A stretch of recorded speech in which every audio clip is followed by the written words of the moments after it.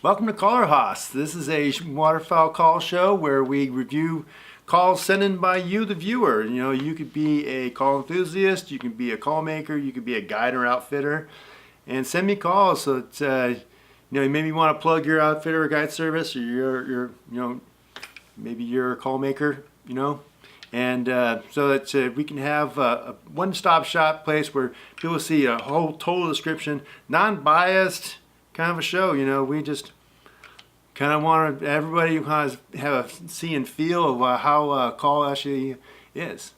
So we have Chris Wilson of Two Rivers Guide Service. He's over there in Oklahoma. He hooked me up again and sent me another care package of different kind of calls, and let's go check him out. If you haven't, if you didn't watch the first episode, go check him out. I'll have a link below of his guide service. He's over there in the Oklahoma, Texas border. He's only like an hour away from DFW, and super nice guy. Tell him you want to go to Oklahoma, howdy some ducks. He'll know what you're talking about. Yeah, he stacks some mallards. So let's see what he has. We have a J.J. Lares A5. This happens to be a wood barreled one. Of course, a acrylic would probably be a lot louder. A RNT mondo. This is a cut down style call if you don't know about cut downs. And last but not least is the Raggio. This is a meat calling contest call. It's very famous. You'll know about that. So, all right. So let's check out the description of a Raggio. Here it is. Very short barrel, gorgeous wood on this thing. This is a gorgeous call. Mouthpiece, kind of flat, a little kind of a sharper edge on the inside, but I got used to it pretty quick. Kind of a longer insert, kind of a medium-sized exhaust hole, not the biggest, but yeah. Let's check out his tone board. Pretty standard J-frame style call. He's running a cork, of course. I think all good calls run cork, but that's just my opinion. Pretty standard. His reeds are kind of well tapered. They're not dog-eared like a normal call, I would say. He's got kind of a different reed going on in there. So yeah, let's hear this one run.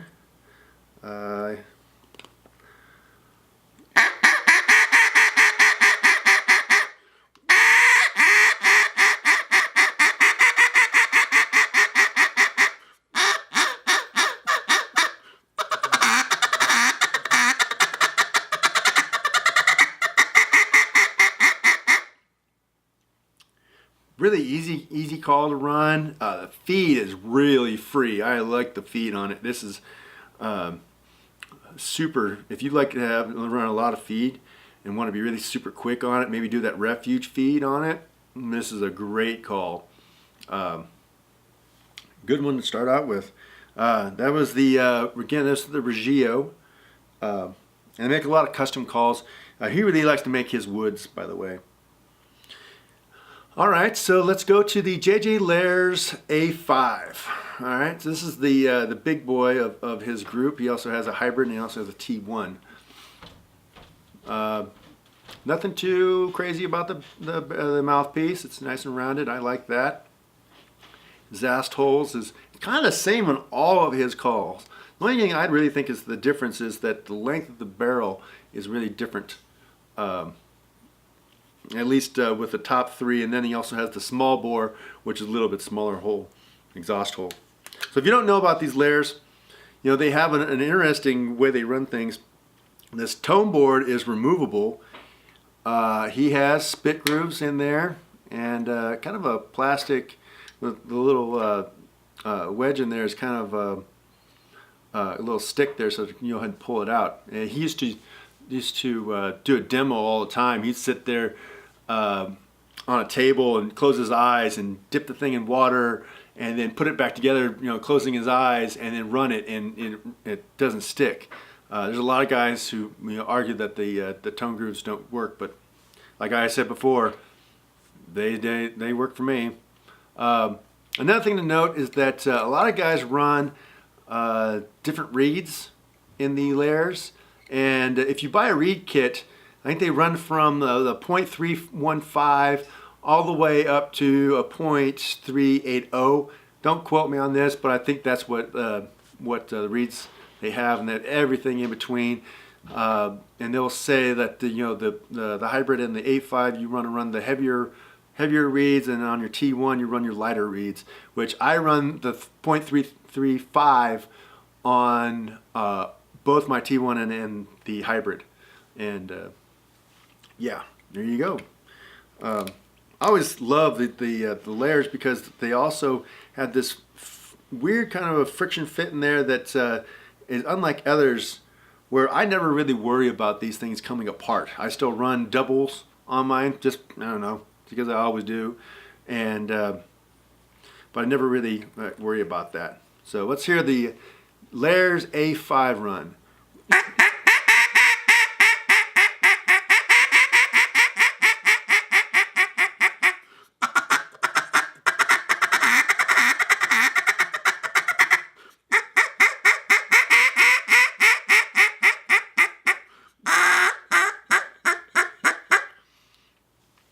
Typical Lares, takes almost no air to run it. I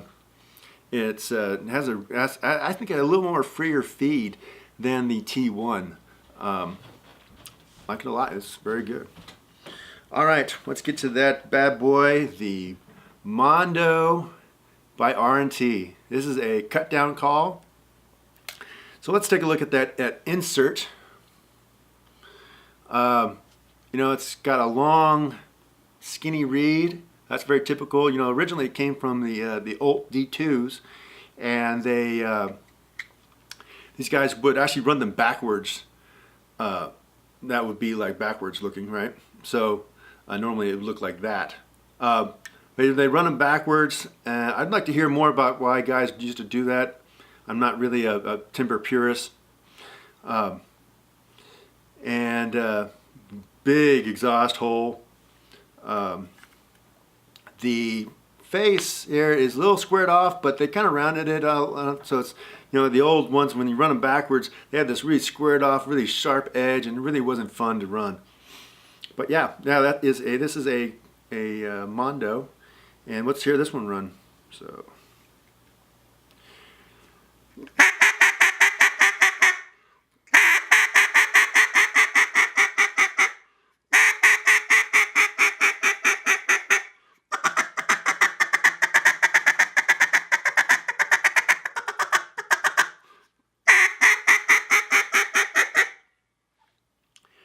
Yep, exactly what I thought. It's going to be kind of a, that cut down style. You have to agree with it. Like literally, if you pick this up and you're used to a meat call, you're used to a regular meat call, then you would probably go, wow, this is really hard.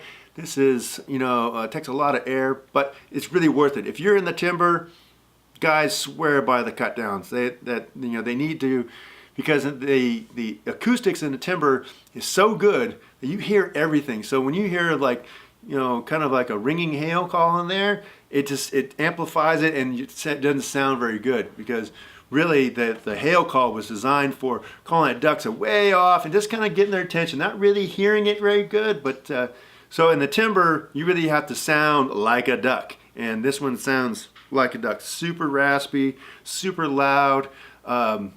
So yeah, and you need to literally bark out each individual note, quack, quack, quack, quack, quack, quack, quack.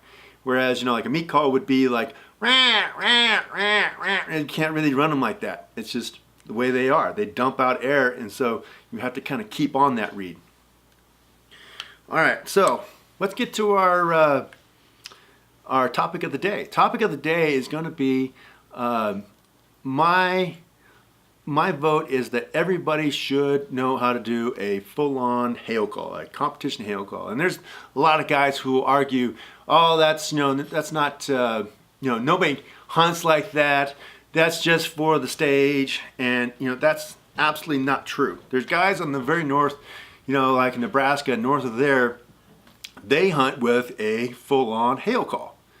Every day they have to traffic those birds heading south, and they need to get their attention from way up top, they will hail at those ducks, and they will kill ducks. I guarantee you, that's what they do up there. And so it's good to have that in your repertoire. So you need a call that's capable of that, being super loud. If I was going to do that, all the time, I'd probably get a competition call like a RNT Mondo or an Echo Boss, or there's the Refuge. Refuge makes the Ticket, and yeah, there's a couple other great competition calls out there. Not just the top two that are out there, and those will be able to get you on Main Street stage, and the reason why I'm telling you this is because it wasn't until I started getting into competition calling that my calling repertoire started just going exponentially. And it will absolutely pay off for you, because you'll learn how to control a hail call. Because that's what it's all about, is getting a big breath of air, controlling it all the way from the top, all the way to the bottom. And Butch Rickenbach would say that if you can do that, then you can do anything. So absolutely. And another thing is that if we get more people into competition calling, there's great people you can meet at competitions.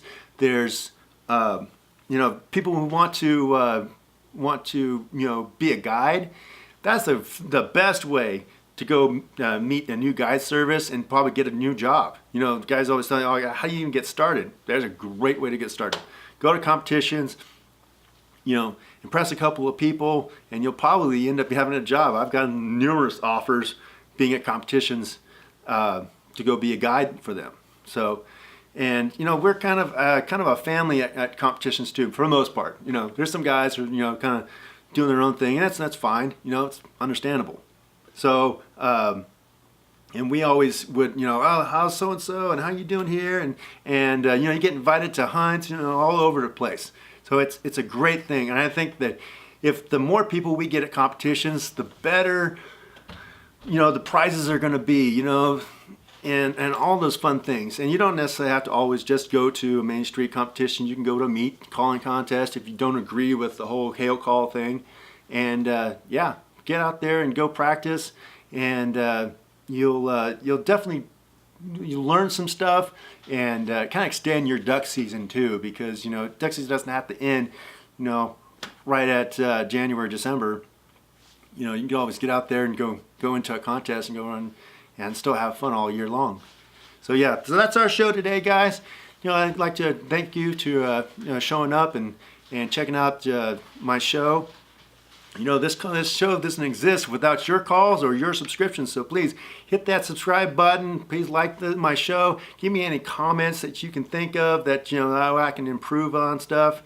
And yeah, let's keep them coming, and don't stop practicing, because duck season doesn't end. It's 365 days a year, so keep practicing, guys.